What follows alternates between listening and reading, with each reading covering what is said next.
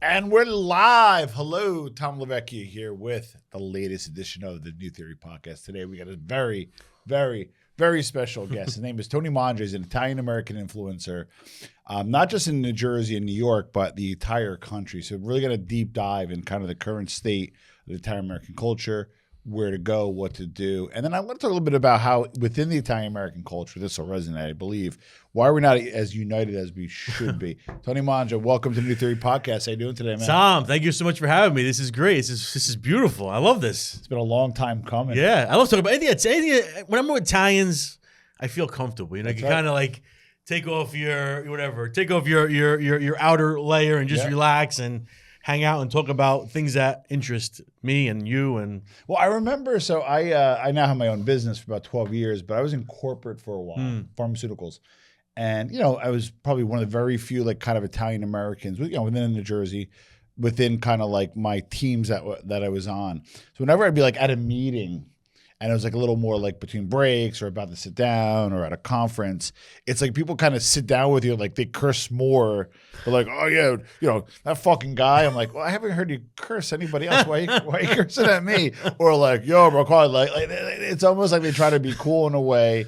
And it's like mildly insulting, to put it the least. But when you're with Italian Americans, I do agree. I do feel let down your hair. Let down your hair. Much more. Well, I don't have much. I wish I had half of your hair. I'd be better. So all right, we'll jump right in. All right, so let's start off with, you do a lot of like Italian American like culture, and it's kind of funny because you are an influencer, but you're not trying to be. You know what I mean? So how did you like step into this role of kind of being the go-to guy for Italian American culture? And like, I don't think you even tried to be, if that makes sense. No, I mean, I'll be honest with you, just something it's been part of my life since I'm born. So it's not like something that, you know, sometimes people, they find a niche and then they grow the niche. But like when you're born in a niche, you just know it. It's just around you. It's, you know, it's Sundays at your grandmother's house or at your nonna. Yeah. It's, you know, it's going to Christmas Eve at one of your aunt's house. You know, so this is something that has always been around me. So I can't say it's something that I kind of, you know, discovered later in life, which, you know, some people, you know, even like this whole world of Instagram and social media, it's new. I mean, it's really, if you think about the grand scheme of things, you know, social media is a very new medium, but last 10 years, if you will. Even before that, I mean, I was always taking pictures of my food or trying to find the next place to go eat. And I mean, again, I was 16, 17, 18 years old. And here I was, you know, going to try to find, you know, some great Italian food. Yeah. But it's just something that has always been part of my life. It's always been a part of who I am. I mean, again, I grew up in an Italian American house. My dad's family is very Italian, although they're, I guess, second or third generation. Yeah. But they were still they didn't speak the language, but it was part of our culture. Yeah. So kind of embedded, natural for you. So I want to start off with a little bit of a hot take here, because for those watching kind of outside of the tri-state area, and you may agree, you may disagree with me, but I want to get your opinion. I think there's a staunch difference also of New Jersey Italians and New York Italians. If you believe there is a difference, what is those differences? And if not, why are they the same? I mean, there's definitely. I mean, there's hands down, there's differences. Correct. But there's differences with Italians within New Jersey. Correct. That's true. That's true. You know, I mean, you have Newark Italian versus Toms River. Hoboken. There's the Hoboken. There's the Hudson County Italians. Yeah. The Essex County Italians. So there's definitely a difference in many of the Italian communities, nuances. even in a small area. Yeah. So yeah, there is definitely differences between New York Italians and New Jersey Italians. And you know what? For me personally, I embrace all of it. I know that some people say, "Oh, you're not a real Italian because you're from New Jersey." What does that mean? I mean, just because my grandparents came through Ellis, my great grandparents came through Ellis Island. Just says your great grandparents came through Ellis Island. So we are similar, but then of course there are differences because maybe my family came from Sicily, your family came from Naples. Yeah. So there are different ways you say, you know what's one of the things, like the way that we talk, our Italian American lingo, mutz. Yeah. We have mutz. We have gravy versus sauce. I mean, it's becoming old and played out now, but it is kind of true in a way. I mean, you know, to me, gravy is something that you put on turkey, but as the older I've been getting, the more I hang around other people that say gravy, I'm kind of saying gravy. I love you, Tony, but I'm not giving you that. I find myself saying gravy sometimes, but I don't know why. Just because I guess when you're in the trenches, you know, For the record, even Julian shook his head on that one. It's sauce. But I mean, Julian's about to hit the off button. No, but seriously, I mean, it doesn't matter what you call it. Yeah. It's damn good on a Sunday afternoon with your family, and it's what it's all about. It's about family and friends and coming together because nowadays we have always on our phones, we're always texting, we're always Instagramming. Yeah. But if we can get a few minutes to just separate from all that stuff and just go back to like we're doing now, just talking. Correct. Not like talking to your cousin across the room on text and making fun of your aunt or something. So now let's get into kind of the culture and we'll get into specific places in a minute. But let's just say we're traveling, right? Outside this area. Give me kind of what you look out for on what probably a good Italian restaurant is and what red flags to look out for and avoid when going. Let's say we're going to San Diego or wherever, and we land and we're like, let's find a good spot. Give us what to look out for. And what are some red flags? I mean, I'll be very honest with you. I'm even before I land, I'm doing the research. Smart. Because you don't want to go into a place kind of I think as what was the quote from The Godfather. He doesn't want to go into the restaurant with his pichadillo in his hand. That's right. That's right. But so you want to know what you're going into. So the things I look for: wood paneling. Yeah. And if you're doing some prior research, you want to see the history of the place. Yeah. See if it's still owned by Italian Americans or by Italians. Yeah. I mean, again, a lot of times these restaurants they do change hands. Yeah. Which, if they can keep the consistency of the original owners, correct. You don't mind going to it. But again, I think you have to do your research even before you get on the plane. Cash only is a good sign. That's usually a good sign. Yeah. Usually, I would say cash only. But nowadays, I'll be honest with you, a lot of places are accepting credit card. Places that used to never accept credit card. Correct. But old school bars. Yeah. Just like and the other thing that I've noticed throughout my journeys is that the men's room should always be in the bar area, and the women's room should be in the dining room. I noticed that. Yeah. That's one thing that I've noticed. That it's a lot of old school places have the men's room and the bathroom is in more of the bar. Yeah. And the women's room. Because back in the day, only men would kind of go out, and if they dine, you dine with women in the back. And also the other interesting thing was what's that called? Like toxic masculinity now. Anyway. But I mean, most restaurants, old school restaurants. I mean, I could think of like Spiritos, which is no longer there, unfortunately. But they had the men's room was in the bar. You actually had to go through the kitchen to get to the men's room. Yeah. And even there's a place in Garfield, New Jersey called Charlie Brown, not Charlie Brown's, Charlie Blood's. I had a brain fire. I'm showing my age here. Not on than me.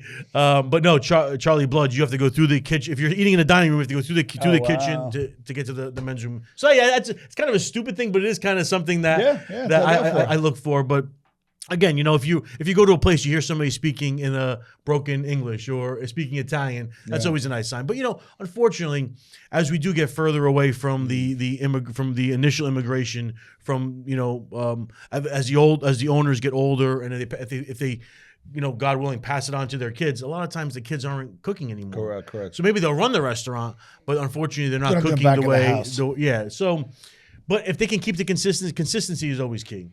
Okay, now the other part is let's go by dishes before we get into places. So growing up, I was very fortunate. My mother came over from Italy in '59 because she always cooked really well. Simple 3-4 ingredients and that's at most, and cooked really well. There were certain dishes that I felt I would get outside the house because they were harder to make in. So I'll give you some of mine, then I want to hear some of yours. I always tend to get gnocchi outside the house. I felt like my mother didn't make it a lot. I don't know for whatever reason. I felt either it was difficult to make, but she just didn't make a lot of it. So I got gnocchi outside the house. That's what I love about my mom recipes. She learned how to make carbonara, which she never really made that growing up, right? So carbonara I tend to get like out of the house instead of homemade, and then maybe polenta, North Jersey, because that's a bitch to make. Yeah. So I kind of feel like if I eat outside the house and I want good Italian food, those were the dishes that I would get because they were harder to make at home. Yeah. And chicken parm you can make, pasta you can make, certainly even lasagna too. But yeah. lasagna is also better at home than at a restaurant. So give me some of your go-tos. Those are the ones you listed are really good. That is true. I mean, a lot of times, you wouldn't get, Sunday dinner, Sunday sauce or Sunday gravy at a restaurant, meatballs and stuff like that. Correct. I guess manigot or manicotti would be one that's a little bit more difficult to make at home. Even ravioli. Yeah, a good ravioli. Yeah. I mean, to make a good ravioli, it's time consuming, it's labor intensive. Good point. Those are some of the things that I would get outside the house. Maybe some like a veal saltimbocca or something like that. Here's what you want to laugh. That's actually my go-to meal. Really? I never had that at home. I don't even know like if people make it at home. But my meal when I go out, if it's not on the menu I ask for, is exactly veal saltimbocca. It's made. What is that? Veal, Parmesan, cheese, mozzarella, right? Mozzarella, eggplant. And then bacon, not bacon. Well, no, that's pancetta. Usually or prosciutto, depending on the restaurant. But also, it's veal, cheese, prosciutto, and I think sometimes eggplant. Right? I think even the most basic version of that is literally just veal, prosciutto, and a piece of sage. That's like the traditional. Why does some put eggplant on it? I think that might be a different. I think they call it is it like Sorrentina or Sorrentino? Might be Sorrentino. There are different ones. Like they have all these different names too. Yeah, that's true. It's kind of like, at the end of the day, it's like the same dish, but they just put a different name on it. But yeah. So what are some other dishes that you recommend people going out and trying at a reputable Italian restaurant? I mean, I know parm is easy to make, but if you can get a good parm somewhere, I mean, parm is it's a simple dish. You like it fried and breaded? Yeah, fried and breaded, and then you put the sauce, the cheese, pop the cheese back in the oven, get it nice and brown. You like it over pasta or pasta on the side? Doesn't matter either way. I'm not. I don't discriminate. However, I'm gonna mange no matter what. But yeah, I mean, I love a good parm. I love a good. If anything, it would be veal parm. Yeah. If I go out, I'm not gonna get a chicken parm, and I'm not gonna probably get eggplant parm. Yeah. There's also eggplant parm is very different than the eggplant parm you make at home. You don't like eggplant? I love eggplant. I could eat eggplant. Wow. What's your favorite eggplant dish? Camponata. What is that again? That's the Sicilian, like agrodolce, the sweet and sour. Yeah. It's almost like a condiment in a way, or a side dish, because you really don't. I mean, you don't really eat it with. Yeah. It's more. It's not like usually it's not like a main meal. You kind of put on a piece of toast, or a piece of Italian bread, and you mange it that way. What else What are some of your other go-tos when you go out? When I go out, Majo, I'm thinking of just like. Of one, I know we're going to talk about some places, but like when I go to Belmont Tavern. Yeah. Oh, Chicken Murphy, right? Chicken Savoy. Well, both. Well, Murphy, but the Savoy is, I love the Savoy there. And excuse me, I'm sorry. I apologize. Got some water there if you need. I need a little taste. Is this like, we'll work it out.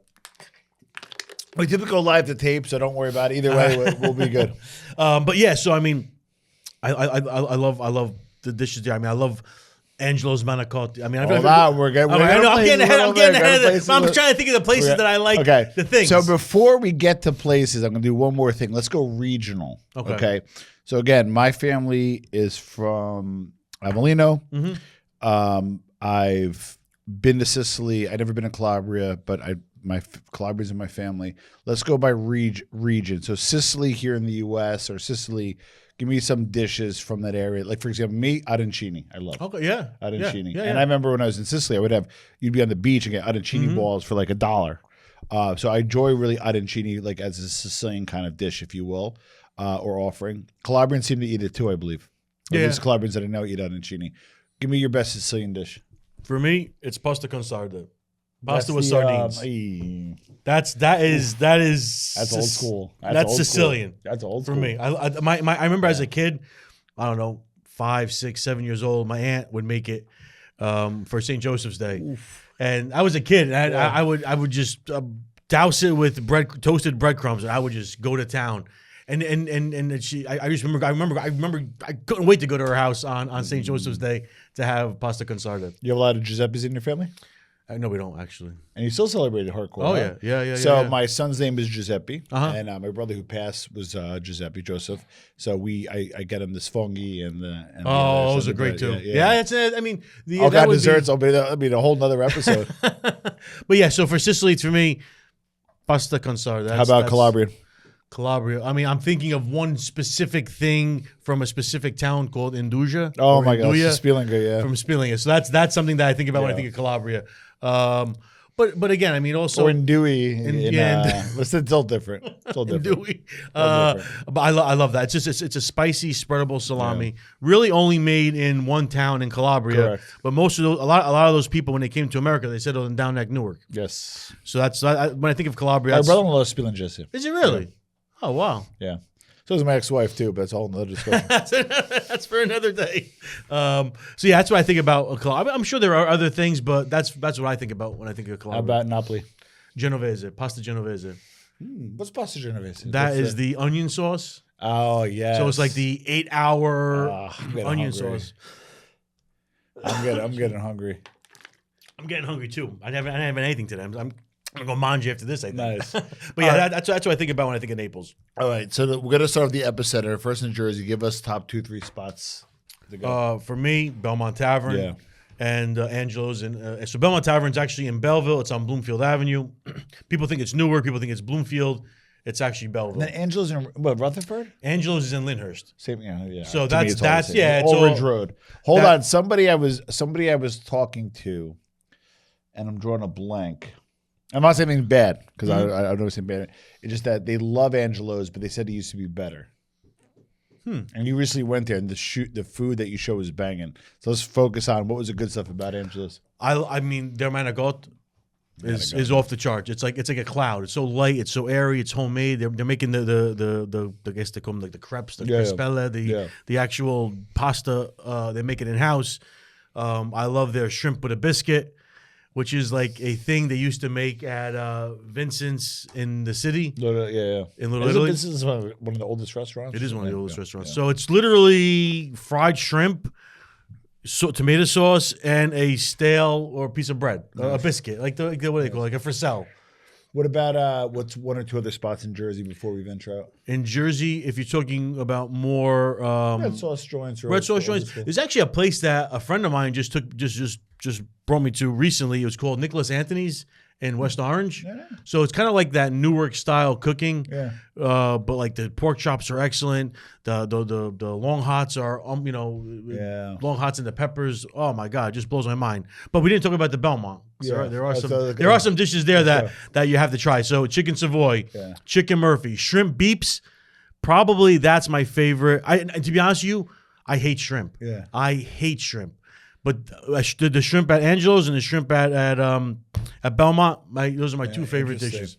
And the favorite pizza in Jersey? Favorite pizza. Now, if I'm going to go by what I've been eating since I'm a kid, it's Lodi Pizza in Lodi. It's a good but I do love, I love their Sicilian there. Yeah. I also love Pizza Town in Elmwood Park. That's the one with the Sopranos when they drive by. So no, that's Pizza Land.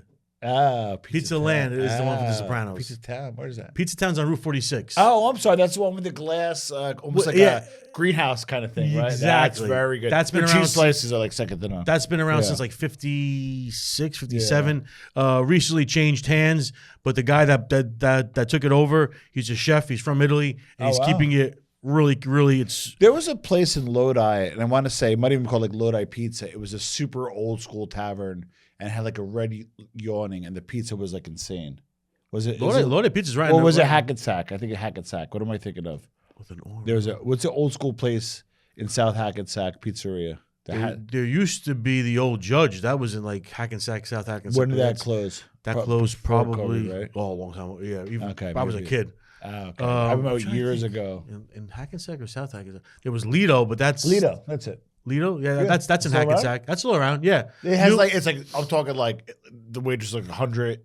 It was that way, but they changed hands recently, but they renovated it. So no, they didn't renovate it. Whereas got upset now. No, they didn't make it look like a some lounge. No, they renovated it. They just cleaned it up. The place was a little stale. That place was cool, but old school joint. Still has a jukebox in there. That's actually another thing to know if a place is old school. Jukeboxes. A real jukebox. Yeah. A real one. Not like the one you do on your phone. Yeah. The one you actually got to put money in. All right. And because we do hopefully some national coverage, but in New York, give us like Little Italy and then maybe outside New York. Where in New York do you go to? One of my favorite spots in Little Italy. I love Danico's. Right on I just ate there the other day. They're a great family, great people. I love Cafe Napoli also, and then Il Cortile is the other one. I haven't been there in a while, but I the problem is I go to New York and I always find myself going to the same spots. Yeah, so I have to kind of like comfort, I have to kind of like get out of my comfort zone a little bit. I mean, if you're also talking about more of like the new school, Songonapola. Yeah. That's in on West Houston. Yeah. Which is a Neapolitan pizzeria. But they have one in Jersey too, right? They do in Rutherford. Same owner? Same owner. So I usually go to the one in Jersey, but the one in New York. He's like from Napoli. Yeah, he is. Yeah, Cheeto is the best. His crew is the best. They're just great people. I'm trying to think in New York. Again, I used to go to New York all the time. Unfortunately, with COVID, I haven't been there as often as I. Well, as I like. And we talk about this on New Jersey Digest. We talk a lot about how a little bit New York, I think, fell off a little bit culinarily, but New Jersey also kind of caught up. Yes. I think a lot of people from New York came to New Jersey, set up shop like Songonapoly and other ones, and now like so it's kind of an elevation in New Jersey. And like not as good in New York, so it's like, do you really need to go out to New York anymore? And I don't think you do. No, I mean, even have you been to Luigino's in Montclair yet? No, we need to go. That's a great spot too. Again, the gentleman Luigi, he's been in the food industry forever. Yeah. But he was working for another company. He decided to stop doing that, and he opened up a restaurant. And he's killing it. I mean, his food is I gotta check that out. Unbelievable. He's from Salerno, his family. Oh wow. But a great, just good food. Like I mean, and again too. I mean, people say, Why do you like to go out to eat? I love the experience of it too, because you not just about the food. No, it's not. I mean, my wife's a great cook, and she could cook better than a lot of restaurants out there. but I just love the experience of going out to eat and just kind of like just being around other people, and you never know. You might meet somebody that you end up being related to next to you. Because in New Jersey, you're related to everybody. Yep, exactly. All right, so let's go to a few different cities. New Orleans, you go for the St. Joseph's Feast. Yes. What are some of your spots down there? Well, I mean, Central Grocery, that's kind of the old school spot. The muffaletta sandwich. Yeah. Not Italian, but I do love the beignets. Oh, I love beignets. At Café du Monde. Yeah, that's right. But to be honest with you, I haven't done too much Italian out in New Orleans. It was more just kind of like. Well, you guys make that with John, Viola, and the Italian American crew podcast. Shout out to those guys. You guys make that huge pasta like asada, 1,000 pounds of pasta con sarda by Dave Greco. That's me. fun. I did it last year. We literally start like at 4:00 in the morning. Wow. And and Dave, and you know Dave Greco from Mike's Deli? Yeah. Dave is unbelievable. He just has it down to a science. He knows exactly what to do. He go, you do this, you do that, you do this, you do that. And we had everything done. How many pounds of pasta is it? 1,000 pounds. 1,000 pounds of pasta. And these guys, they come out and they put it into this bowl. It's probably as big as a studio. Yeah. The bowl is huge. And then they serve, I don't even know how many people, probably a couple hundred people that they're serving. So switch gears a little bit. Detroit, you've been to not long ago. Detroit, we tried some of the what's that famous pizza out there? The Detroit style, the Pam. So we had a place called Buddy's. Yeah. So we tried it. Good. Different than what I'm used to, but still good. Yeah. I was in Detroit very, very briefly, so I didn't really explore too much. But there is a lot of Sicilians in Detroit. A lot of Sicilian immigrants came to Detroit, so they still have that. They still have the Holy Family Church there. So there is still some of that tight knitness out there in Detroit. All works. Boston, North End, of course, right? I love the North End. I love. Everybody talks about the other two cannoli places. One of my favorites is Bova's. Oh wow, okay. That's the 24-hour one, like off the I think it's off of Hanover. Off of Hanover, yeah. That's a great spot. I love. One thing I like about the North End is that in the basement they have a cigar lounge. Really? Yeah, and it's on. So I think where one of the famous pastry shops is. There's a famous pastry shop here. And then there's like a cafe where you can get like coffee, stuff. But then you go downstairs. Is that by Azzurra or something? I think so, yeah. And you go downstairs and it's a full-fledged, get booze, smoke cigars. I gotta check out. And it's like, it's amazing because I used to go back in the day and Cigar Masters was like the big cigar spot back then. It closed down. So I think it's one of the only few cigar spots in town. And it's in the North End. So you go eat, go there. It's a good time. Yeah, I love Galleria Umberto. It's just basic, it's simple, easy, in and out. So that's a couple places I love up there. Yeah, but I mean, would you say I'm a big believer in this? The Little Italy in North End is by far better than the Little Italy in New York, hands down. I mean, I'm all in. I'm impartial to New York, Okay. and I'll give you my reasons. When I was a kid, my dad would take me to Little Italy in New York just about every weekend because he had friends down there. Yeah. There was a cafe called Casa Victoria. Yeah. And he literally went there every weekend, and I would always go with him. So for me, Little Italy in New York, as much as it's changed, to me always holds a very important part. Because my father has since passed. Yeah. So that's some place that's always more so, feels just like home to me. Yeah. But the North End is different because you still have some people that are Italian still living in the neighborhood. Yeah.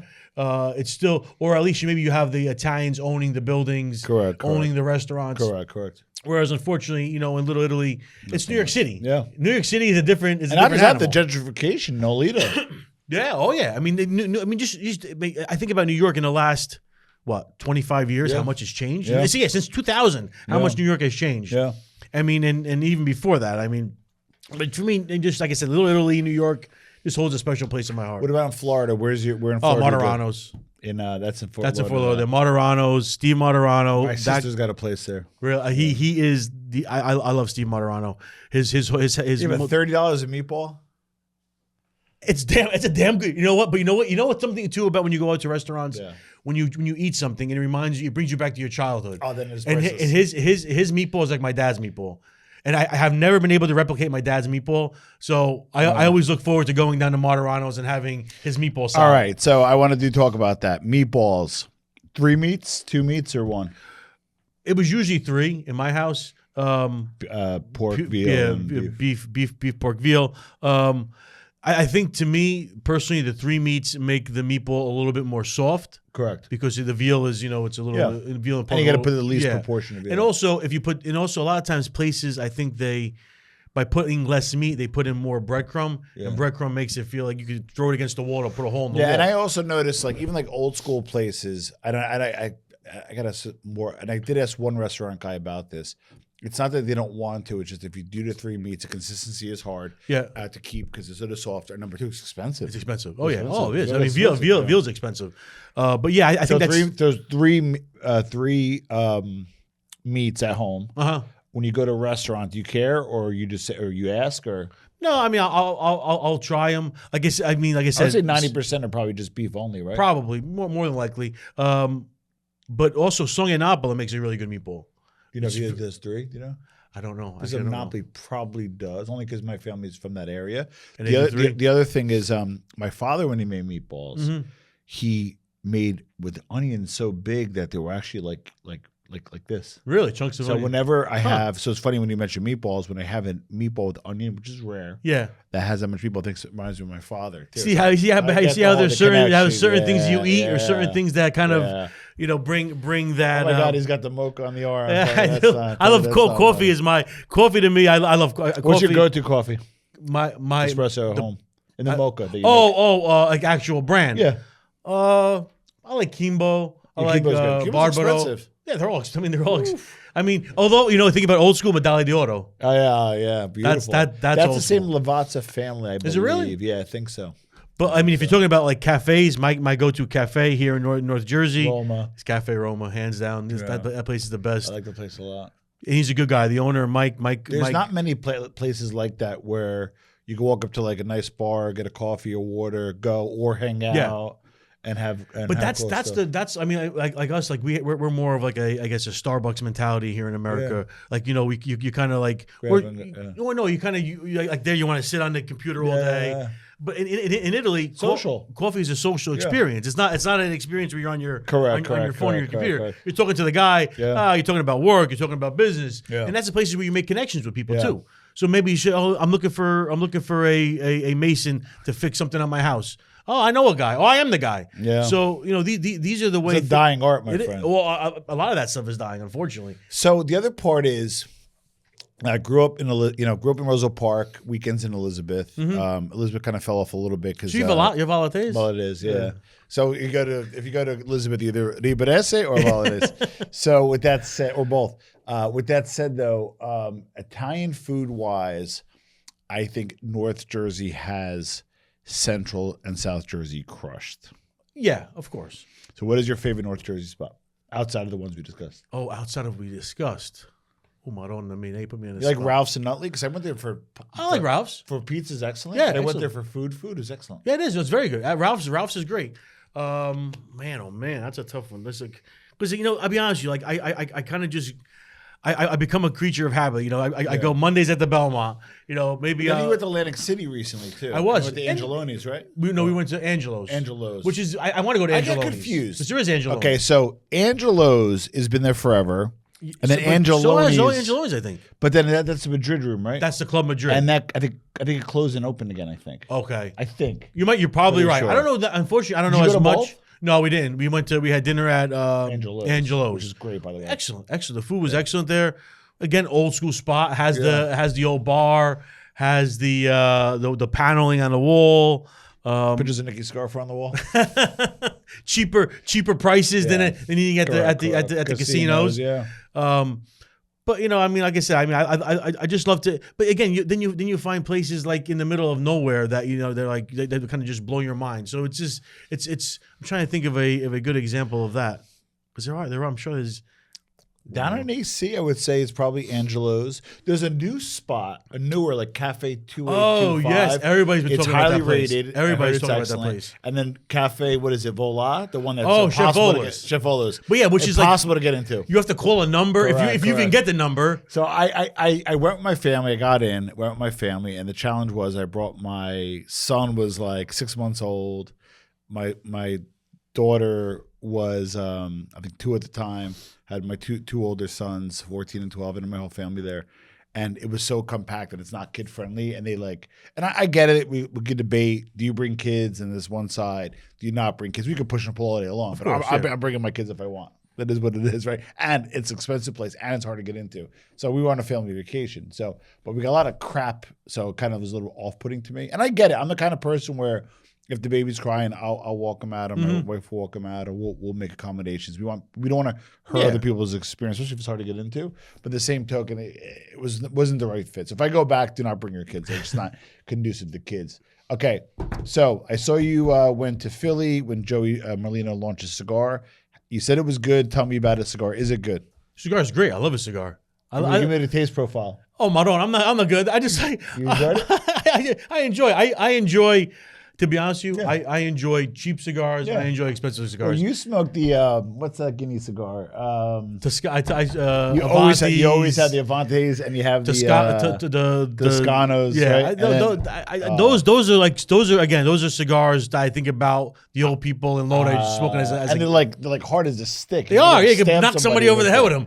But yeah, I think with the coffee. I always see you posted. But there's a name for them though, isn't there? A name for that kind of cigar? With the coffee, there's a name for it. Really? It's Toscano. I think there's a brand. Yeah, Toscano's a brand.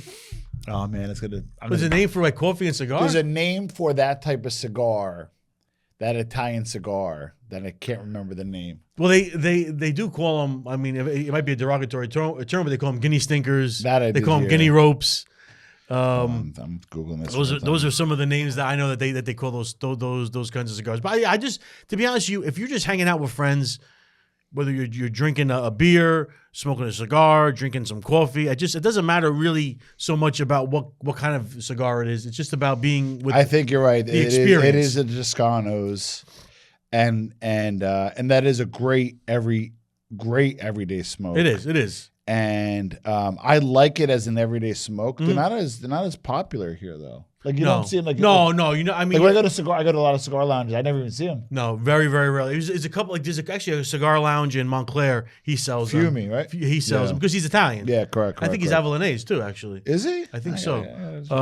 So yeah, brothers own that, right? That's because he has the one up in Fairfield. And they open up another one. Correct. So yeah, places that that are Italian, they'll have. The Toscanos, correct. But yeah, I love a Toscano. But yeah, I thought the Joey Merlino cigar was excellent. It's just to me it's a little darker. It's a stronger. I guess a stronger smoke. I don't really know the taste profile, the nuances and stuff. Yeah. I'm just. Well, I always say if you smell a cigar and you like the smell, you're gonna probably like it. Oh. And in terms of taste, you don't have to go nuts. And believe it or not, when you smoke a cigar, you generally also have a different profile by thirds: first third, mid third, and last third. Really? So when you smoke a cigar, sometimes some cigars open up great, and then by the third, it's not good. Or opposite, they start off a little rough, but if you stick with them, they work. Huh. So profile does change a little bit by thirds, believe it or not. I mean, for me personally, I always find like if it's a darker cigar, I enjoy it, but I can find that I feel a little.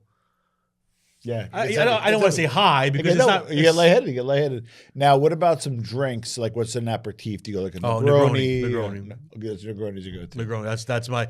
In the summertime, maybe I'll go for an Aperol, which is a little bit lighter. But a Negroni, almost every time I go. Start off with though, yeah, right? Not with your meal though, right?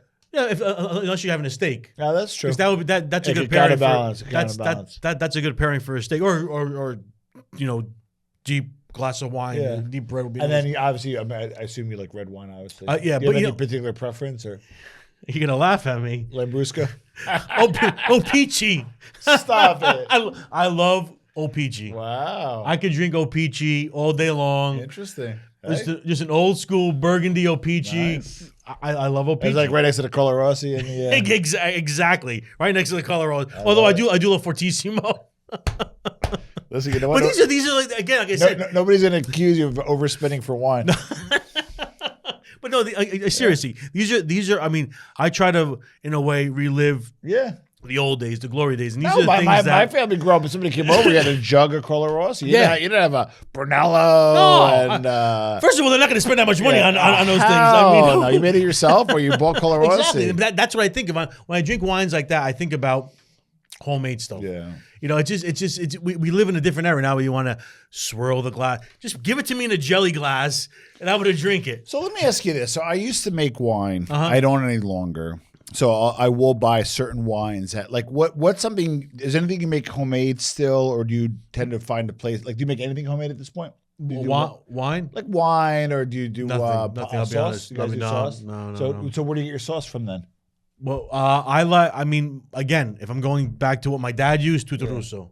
He was a Tuturuso guy. Also, you guys will get the can and then do it fresh. Yeah, he would. Yeah. Although a lot of Sicilians do that. So growing up, like we still make sauce to this day. So we make the actual sauce. My mother would cut up some tomatoes, and that would be used for the pasta.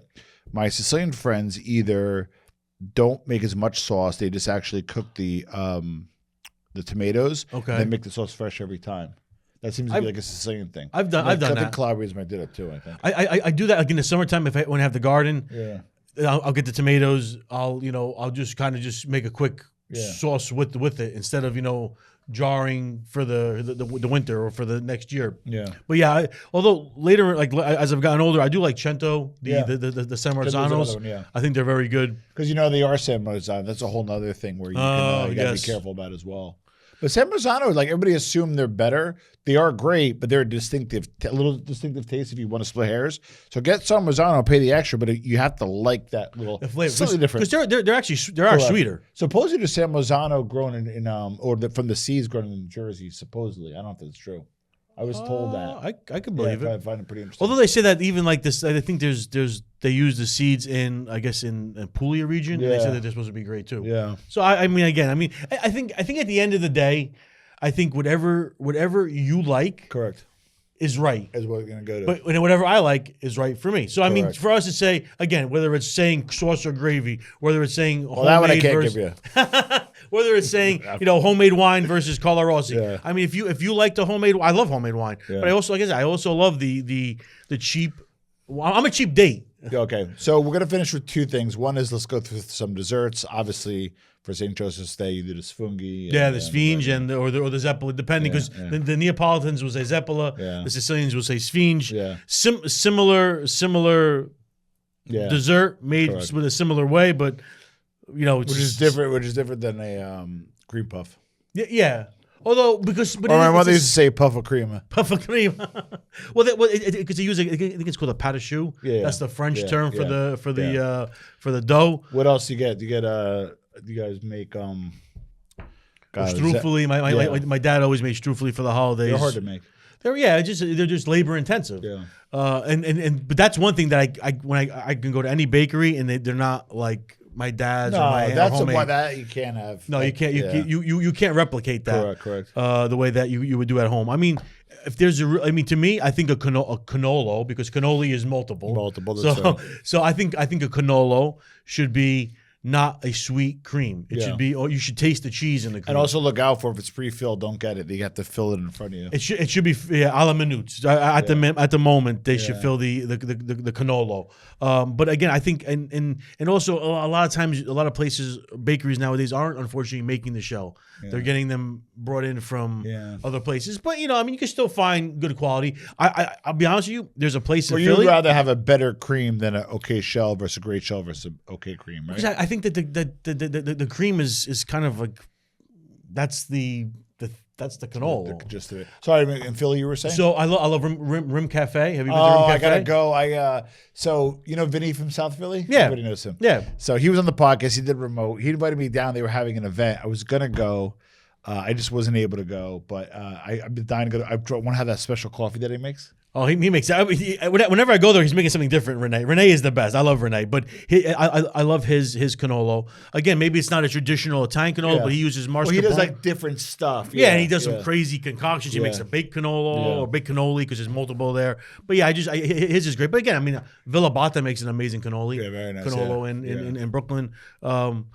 There's places there's even places close to here in Westfield and Summit. There's Farinolio. Excellent. Great spot. And then if you go up to North Jersey, you have L'Arte in Ramsey. You have Palazzone and Wayne. So there are places that are still doing the traditional old school pastries.